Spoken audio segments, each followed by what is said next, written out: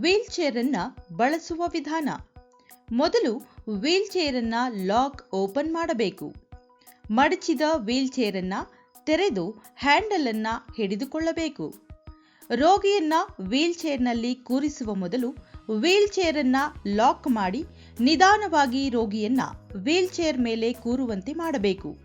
ಕಾಲನ್ನ foot rest ಮೇಲೆ ಇಡುವಂತೆ ನೋಡಿಕೊಳ್ಳಬೇಕು.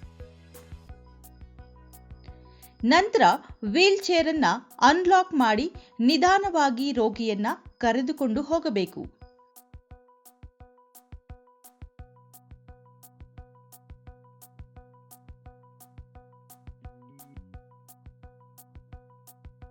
ಇನ್ನು ಎತ್ತರದ ಜಾಗದಲ್ಲಿ ವೀಲ್ ಚೇರ್ ಅನ್ನ ತಳ್ಳುವಾಗ ಹ್ಯಾಂಡಲ್ನಿಂದ ಸ್ವಲ್ಪ ದೂರದಲ್ಲಿ ಹಿಡಿದುಕೊಂಡು ತಳ್ಳಬೇಕು ಮತ್ತು ಇಳಿಜಾರು ಪ್ರದೇಶದಲ್ಲಿ ವೀಲ್ ಚೇರ್ನಲ್ಲಿ ರೋಗಿಯನ್ನ ಕರೆದುಕೊಂಡು ಬರುವಾಗ ಬಲಗಡೆಗೆ ವೀಲ್ ಚೇರ್ ಅನ್ನ ತಿರುಗಿಸಿ ನಿಧಾನವಾಗಿ ರೋಗಿಯನ್ನ ಕರೆದುಕೊಂಡು ಹೋಗಬೇಕು.